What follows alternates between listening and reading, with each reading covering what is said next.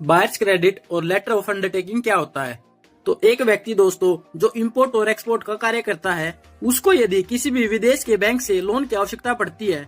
और इसके लिए वह भारतीय व्यापारी अपने देश के ही किसी भारतीय बैंक के पास जाकर कहता है कि मुझे उस विदेशी बैंक से लोन प्राप्त करना है और मुझे यह लोन प्रोवाइड करने में आपकी मदद चाहिए, तो यहीं पर भारतीय व्यापारी अपने भारतीय बैंक के पास ही LOU बनाने के लिए रिक्वेस्ट देता है।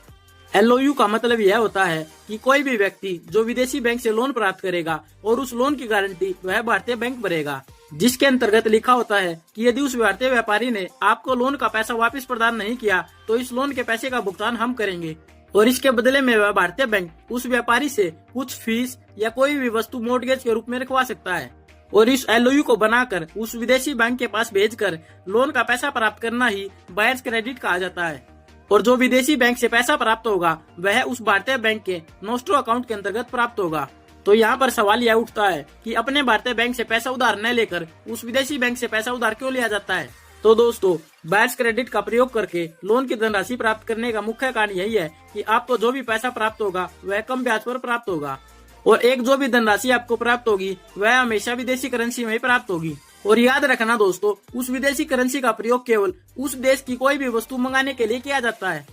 अगर आपको डिटेल में इस टॉपिक के बारे में जानना है तो नीचे दिए गए वीडियो पर क्लिक कीजिए।